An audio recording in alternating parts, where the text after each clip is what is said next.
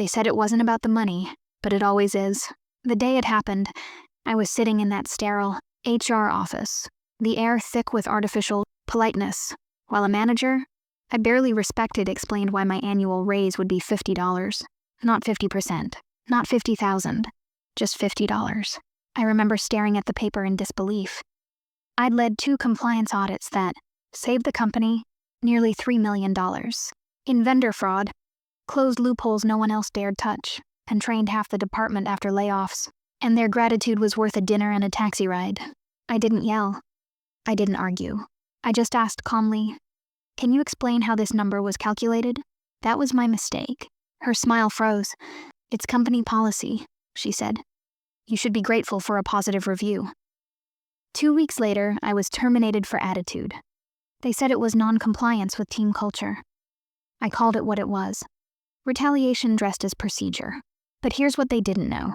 The system they fired me from was built on my audits, my vendor contracts, and my control processes. Every transaction, every approval chain, every signature in that 67 million vendor ecosystem. I'd touched them all. And buried deep in those documents was something they never bothered to understand. A clause that would one day make them regret ever mocking a $50 raise. When they locked me out, I didn't panic. I walked out of that glass tower with my dignity intact. And something more valuable, knowledge. You see, compliance isn't about paperwork. It's about power hidden in plain sight. And for years, I had seen things no one should see. Inflated invoices signed by executives, shell vendors approved by insiders, and timing patterns designed to skirt external audits. They thought firing me would silence me. But in their arrogance, they'd forgotten one detail. My signature still sat on a series of active vendor contracts, each embedded with an audit clause that could force an external review at any time. I didn't insert it to trap anyone. At the time, it was a safeguard, something I believed in as part of clean governance. But when they turned my honesty into humiliation, that safeguard became my weapon. In corporate finance, revenge doesn't come through violence. It comes through procedure. Through watching the rules they ignored slowly devour them from the inside. And when I saw their next quarterly report, full of glossy words about vendor efficiency and ethical oversight, I knew exactly where to start. Because somewhere, between those fake numbers and unfiled declarations, was a switch I'd built. Not a literal one, a legal one. And when flipped, it would make their entire $67 million system crumble. Publicly, legally, and irreversibly. They wanted me to forget about that $50. I decided to make them pay 50 million times over. I used to joke that the company ran on 2 things: clever spreadsheets and willful blindness. The spreadsheets made the money look neat. The blindness kept the questions quiet. I was the person who read the fine print. Not because I loved red tape. I hated it. But because I understood how power hides in clauses and approvals. Titles meant little in that building. Signatures meant everything. A signature could authorize a payment, greenlight a vendor, or bury an anomaly beneath layers of approved paperwork. My job was to follow those signatures until the truth had nowhere left to hide. The firm was proud of its vendor ecosystem. 72 approved suppliers, a handful of preferred partners, and a carefully curated external auditing calendar that made investors sleep well. On paper, the company's procurement and vendor finance process was a model of control. Multi-tier approvals, automatic thresholds, and quarterly vendor reviews. In practice, it was a cathedral built over a swamp. Favoritism seeped through the joints, and shortcuts were sanctified by titles. My team called me the protocol. Hunter. I'd been hired into vendor compliance after a bout of industry layoffs. I clawed my way up by spotting tiny mismatches that the others shrugged off. An invoice line that duplicated a service. A contract renewal without a scope of work attached. Invoices routed through an operations manager who also owned a shell consulting firm. These were the things that made me file quiet reports and push for clarifying memos that never arrived. The $67 million figure wasn't a rumor. It was the combined annual spend tied to a cluster of vendor contracts that paid for logistics, outsourced manufacturing compliance, and long-term vendor financing. Most people in the executive suite saw that number as efficiency. I saw it as exposure. Larger sums meant larger temptations. Larger networks meant more hands on the levers. There were faces I'll remember. The CFO, suave, polished, a man who spoke about strategic partnerships with the same tone others used for marriage vows. The head of vendor ops, a friendly woman who smiled too quickly and kept her phone in her pocket like a talisman. The HR manager who handed me the $50 raise letter, who later signed the termination memo as if crossing a name from a roster were a moral act. They all believed themselves immune to consequences because the system protected them. That hubris was a mistake. Part of my work had been to draft contract language that forced transparency. I believed in the tools of governance: audit triggers, third-party disclosure requirements, real-time invoice reconciliation clauses. I wrote an audit clause into several master service agreements. Nothing exotic, just a provision that allowed an external compliance audit if a certain pattern of anomalies appeared. Repeated one-off price adjustments, recurring out-of-scope charges, or sudden changes in payment routing. At the time, I called it insurance. I also designed conditional dispute, language that allowed payments to be suspended if invoices failed basic verification steps. Procedural, boring, and life-saving, if anyone ever enforced them. These clauses were my safety net. I never imagined I'd need them as a tool of vengeance. I put them there because I wanted to sleep at night. I did it out of boring, stubborn integrity. Then the company changed. A wave of optimization washed through the teams. People who'd championed my audits suddenly complained that I was too detailed. My insistence on extra documentation made me a target. "You don't understand how deals are done," they told me. The very features I built to protect the company were reframed as bureaucratic slowdowns. And when the CFO needed a scapegoat, something for investors to blame, for a missed quarter, he needed someone to stand in for process friction. The $50 raise was the lie they chose to deliver their message. The HR manager smiled and called it a standard recalibration. I called it contempt. When I asked for the calculation, I didn't expect them to terminate me for asking the question. But when the termination came, they made it neat. A formal HR packet, signed letters, and a glowing exit line about fit. They were professional about their cruelty. Walking out, I looked at the contracts I had drafted and felt a strange calm. My access had been cut, yes, but paper and precedent don't require a network login. Those clauses still existed. The contracts were live, vendors still invoiced, approvals still followed the paths I'd mapped. Corporate bureaucracy, for all its flaws, moves on habits and histories, and I had years of both documented, so I began to map the players in a different way, not by titles but by habits. Who approved late on Fridays, who routed payments through a particular assistant, who allowed verbal changes without amendment. I studied the cadence of approvals like music, and the patterns told stories. A vendor that had suddenly increased charges, right, after a private meeting with the CFO. A shipment, invoice that matched nothing in the logistics manifest. Small things, meant to be invisible. I also knew the legal language. Compliance is a strange battlefield. Lawyers don't charge swords. They file motions. I'd spent long nights refining the audit triggers so that, in a moment of true failure, a third-party auditor could be brought in without a board vote. It was a technicality, one that required no malevolent intent to trigger. It merely required evidence, a pattern of anomalies that matched the clause's conditions. They thought they'd cleansed me from the system, but they'd left the architecture, the scaffolding of governance, intact. And the architecture had my fingerprints all over it. That's where the setup ends and the game begins. I had been punished for curiosity. I decided to weaponize the very curiosity they'd punished me for. Not with malice, but with procedure. With the quiet, surgical application of the rules they pretended to respect. They had built their empire on other people's silence. I would dismantle it with paper and precedent, clause by clause until their empire looked like what it was. A house of favors propped up by crooked procedures. I learned early that the loudest move in a company is silence, dressed up as normality, so I chose noise that sounded official. When they cut my logins, they forgot one corporate truth. Paper trails are stubborn. I had copies, not of everything, but enough. Years of flagged memos, annotated contracts, margin notes where I'd circled odd invoice lines and written, in small, furious handwriting, "Investigate." I had printed them because habit made me paranoid. Habit had saved me.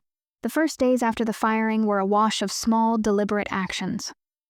No melodrama, no burning bridges. I called one person, a vendor compliance manager. I had once trained and trusted, and I said 2 sentences. They owe you money. You have odd credits from last quarter. Read clause 18.3b, I didn't explain. She called me back at midnight with a trembling voice. The CFO just rerouted our last 3 payments to a different account. They said it was an operations consolidation. I asked for copies. She sent them. Pieces began to fit. The account the CFO had rerouted payments to was connected, through a web of shell entities, to a consulting firm that had won a suspiciously fast strategic vendor status 6 months earlier. The invoices from that firm matched line items that had been repeatedly approved without documented scopes. Approval timestamps landed on late Friday nights. The operations manager who routed the invoices always forgot to attach manifests. The pattern wouldn't mean much by itself to most people, but it matched my audit trigger language, almost verbatim. I could not walk back into the building, but I could use the system's own clauses against it. Clause 18.3b. The external audit trigger could be invoked by a vendor if they suspected irregular payment, routing that impacted their account, reconciliation. I had written that clause to protect vendors from opaque internal routing. I had not intended it as a sword. It was an insurance policy. The vendor I'd contacted agreed to invoke it, more out of fear for their receivables than for any abstract notion of justice. The day the formal audit request landed on legal's desk, their faces tightened the way storm clouds do before thunder. They sent a terse reply refusing unfounded allegations and asked for clarification. That was a mistake. The clause included a built-in escalation if the client rejected a vendor's request without providing clear evidence within 7 business days. An independent auditor named in the master agreement could be appointed. Automatically, the independence clause wasn't an oversight. I had suggested that exact auditor years ago, because he was meticulous and stubborn and quietly owed me for a favor I once did for his niece. He liked puzzles. As the vendor's letter sat in legal, I gathered more. A pattern of duplicate line items, a sudden increase in rush fees after the CFO had announced a strategic refocus payment, authorizations that had been rubber-stamped with the same shorthand across unrelated departments. I built a timeline in my head and on paper. Meetings, invoice dates, approval times, routing changes, and the sudden appearance of the consulting shell. Each dot connected to the clause's trigger conditions. They noticed the audit request as a threat and moved fast. The CFO convened an emergency vendor reconciliation meeting and plastered the calendar with backdated memos meant to show procedural rigor. HR manufactured a social media statement about respectful departures that tried to make me look bitter and litigious. They called my references to preemptively poison the well. They brought in external counsel and started the kind of quiet PR conditioning that tries to convince the market a problem is a rumor. But procedure is literal. It does not bow to spin. The appointed auditor, dry, legal, immovable, sent a scope that mirrored the trigger language. They wanted bank routing information, payment logs, contract amendments, and access to system audit logs. The company tried to stonewall. We can't provide proprietary financial systems to an external third party, the auditor replied, with the contract clause, citation in precise legalese. Their letter made no threats, only mechanical requests. That clinical tone was worse than fury. It carried the inevitability of law. At this point, the conflict stopped being about me and became a chess match between documentation and delay. I watched them use every stall they could. Technical issues, confidentiality concerns. We need board approval. Board approval, in this case, was a stalling tactic. Every day they delayed was a day for pressure to mount. Vendors worried. Small partners asked for meetings. Investors began to query the company's vendor accounts with awkward frequency. The CFO began to look tired in photos. People who had once laughed at my $50 questions started asking, in private messages, if I had seen something. I stayed in the shadows. I couldn't appear in official filings without risking countersuits for interference, and I did not want to play tit for tat with their lawyers, so I fed the fire quietly. I sent the auditor annotated copies of the invoices I had saved, highlighted the exact line items that failed to match delivery manifests, and noted where approvals had the same irregular shorthand. I coordinated with the vendor's finance team, guiding them on reconciling their records against the consulting shell's income. I spoke with a journalist I trusted, not to leak, but to make a single factual inquiry that would appear in public. Records and force a response. The company denounced unnamed sources. The press published dates and figures. They retaliated in ways both petty and effective. The HR manager, who'd signed my termination, began whispering about my temperament to anyone who would listen. Executives tried to discredit the auditor as biased, leaked internal emails meant to embarrass the vendor, and attempted to bribe reluctant partners into silence with expedited payments and preferred status. One senior director called to beg me for an apology. He wanted the audit dropped. I refused. Apologies are cheap. Accountability is not. Every time they tried to bury a document, another surfaced. Every time they threatened to sue, their own contracts boxed them in. The conflict was not explosive. It was corrosive. It seeped into meetings, into investor calls, into vendor trust. Their $67 million looked suddenly like a house with termites. The more they tried to shore up appearances, the more fissures showed. And in those fissures, my evidence lived. The deeper the audit went, the louder the silence became. Emails that once carried friendly exclamation marks turned cold, clipped and defensive. People stopped saying good morning in the halls. They started copying legal on every message. It was the corporate version of a lockdown. No alarms, just fear disguised as protocol. From a distance, I could almost hear the panic vibrating through that building. The CFO, Marcus Hale, was cornered. The external auditor's questions had gone from polite to surgical. Dates, routing codes, signatory patterns. He'd tried to stall with jargon, but the auditor knew the rhythm of deceit. Inconsistent answers. Lost attachments, delayed data dumps. Each excuse was another nail. I didn't want chaos. I wanted truth. But truth has a habit of making powerful people desperate. The betrayal came from someone I never expected. Laura, the operations lead who'd once covered for me when I worked late. We used to share coffee and quiet jokes about the CFO's rehearsed smiles. She called me one night in tears, saying she wanted to help me clear things up. I believed her. The next morning, legal sent me a cease and desist letter accusing me of defamation and malicious interference with company operations. Attached were transcripts of my messages with the vendor's finance team, messages that only Laura had access to. I stared at the document, my throat dry. The betrayal wasn't just professional, it was surgical. She had taken pieces of truth and twisted them into malice, painting me as a rogue ex-employee trying to sabotage the company out of spite. It was almost impressive, the precision of it. They were playing my own language, compliance, against me. But what they didn't realize was that every message they used as evidence was timestamped, and the timestamps didn't match the company's version of events. Their proof placed meetings and approvals at times, when Marcus was supposedly in other cities. The forgery was sloppy. Still, the smear worked, temporarily.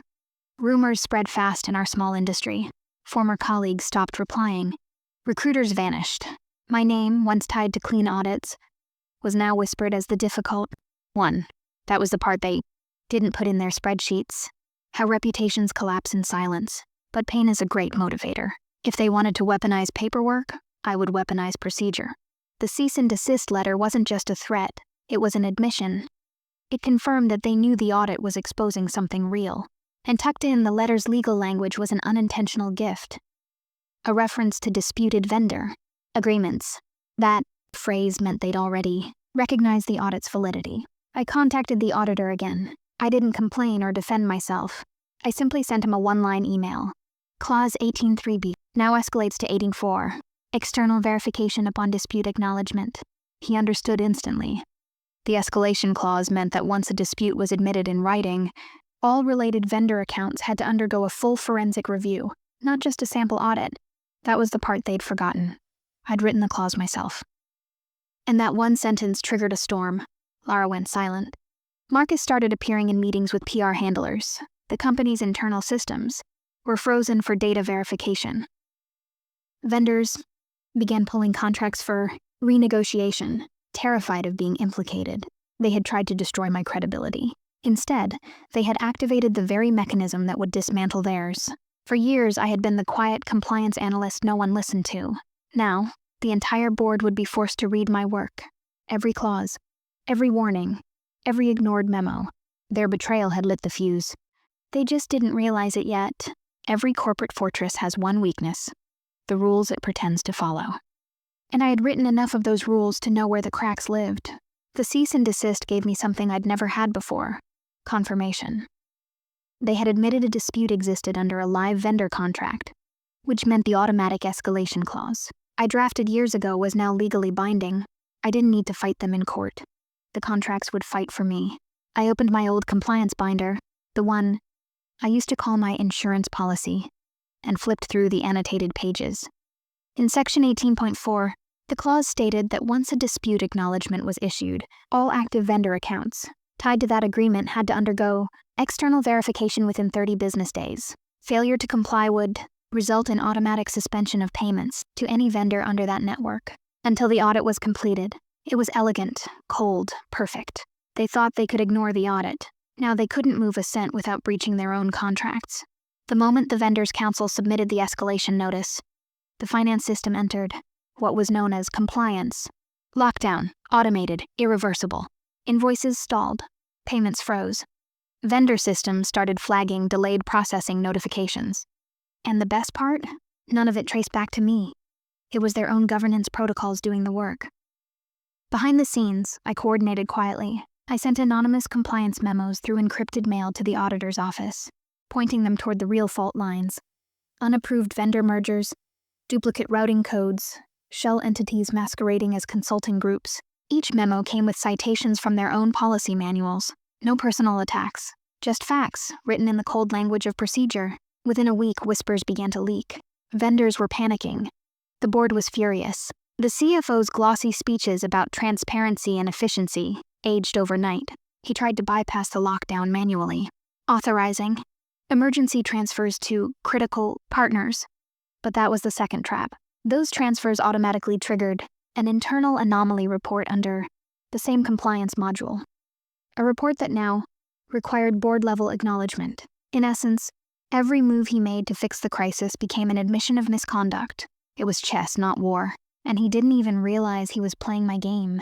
By the time the auditor's interim report landed on the board's desk, the picture was clear.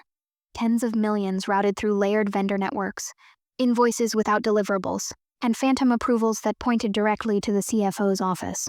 The empire was rotting from the inside, and all I did was force the light to hit it. I didn't hack a system. I didn't leak a file. I simply let the truth I'd once been paid to protect finally do its job. And somewhere in that towering office, as systems froze and phones rang unanswered, I knew Marcus Hale was realizing the same thing. I had the day they fired me. Sometimes, a single question costs everything. The audit began quietly. A few polite calls, a few formal requests. But by the end of the week, it wasn't quiet anymore. It was a storm disguised as paperwork. The board convened an emergency meeting in the glass conference room that overlooked the city skyline. I wasn't there physically, but I knew the choreography by heart. The CFO sitting at the head of the table, sleeves rolled up to project control, legal flipping through binders they hadn't read in years. The audit team seated across from them, expressionless, every question a scalpel. By then, the external verification clause had already done its work. Every frozen invoice had left a vendor unpaid. Every vendor had filed inquiries, and those inquiries had reached regulators. What started as a $50 insult was now a multi-department financial freeze worth $67 million. The lead auditor began with numbers, not accusations. We've identified inconsistencies in cross-vendor, payments amounting to approximately $8.4 million over 2 quarters. Marcus tried to interrupt. Those are timing variances. But the auditor continued unflinching. We also found 32 invoices routed through an inactive vendor ID. Can you confirm who approved those? The room must have gone still, because those approvals bore his digital signature. That's when the board chair, an old man known for never raising his voice, spoke the words Marcus had dreaded. We'll need to suspend you pending investigation. He tried to protest. This is a misunderstanding. Someone's feeding them. But there was no need for me to feed them anymore. The system had spoken for me. Outside the boardroom, whispers traveled fast. Staff members who had once avoided eye contact now gathered in small clusters, murmuring names and figures. Vendors pulled their contracts and demanded settlements. The company's public statement, temporary procedural review, fooled no one. When the markets opened that Monday, the firm's stock dropped 12% before noon, and in a quiet apartment across town, I sat by my window sipping cold coffee, watching it unfold on a muted news broadcast. The banner at the bottom of the screen read, CFO suspended amid 67 mailer vendor audit. Internal irregularities found. I didn't smile. Revenge wasn't sweet. It was strangely hollow. But beneath that calm, a truth hummed, the kind that only people like me understood. Justice doesn't need noise. Sometimes it's just a quiet clause, doing exactly what it was written to do. The company moved quickly after that. They had to. The board suspended Marcus indefinitely, citing governance concerns, while the media tore apart every line of their financial statements. HR sent out a morale email about commitment to integrity. It was the same hollow tone they used when they fired me. But this time, no one believed it. Within a month, regulators stepped in. What started as a vendor compliance review evolved into a full-blown forensic investigation. The consulting shell was traced back to an offshore entity, linked to Marcus's brother-in-law. Payments that once looked like minor reimbursements were reclassified as fraud. Millions evaporated under the weight of their own signatures. I didn't gloat. I watched it all unfold from the same small apartment I'd packed my life into after being fired. I'd lost my career, my network, my sense of belonging. But as the dust settled, something else replaced it: clarity. The machine I once tried to fix had finally turned on itself, and I had been the spark. Laura, the one who betrayed me, quietly resigned before her name appeared in the audit summary. She sent me a short email afterward. No apology. Just 5 words. "You were right all along." I never replied. Some truths don't need acknowledgement. They just need to be witnessed. Eventually, the auditor's final report was published. It ran 187 pages long. My name wasn't in it, but my work was everywhere. The clauses, the conditions, the exact language I had written years ago. It was poetic in its symmetry. They called it a systemic failure in oversight. I called it justice by design. In the end, the company survived. Smaller, humbler, and permanently scarred. But Marcus didn't. He was banned from serving as an executive for 5 years and quietly disappeared from the industry. The empire he built on manipulation collapsed under the weight of his own greed. And me? I rebuilt. Slowly. A compliance firm reached out months later, asking if I'd consult on governance reform. They didn't know my full story, just my results. When I signed that contract, I paused for a moment, pen hovering above the page, and smiled faintly, because I knew exactly what clause I'd add this time, the same one that once ended a 67 million deception. Justice doesn't always roar. Sometimes it whispers. In fine print, it started with a flicker, a few failed transactions, then total blackout. By morning, the company's 67 million vendor system had frozen solid. Every file, every contract, every dollar, locked behind a missing compliance clause only I knew existed. Marcus scrambled. IT panicked. Legal whispered. But there was no fix, because the missing signature was never real. It was a safeguard I'd coded months before, triggered automatically when he fired me. Unlocking it meant exposing every falsified deal he'd ever approved. By noon, the board demanded answers. By evening, Marcus was gone. And me?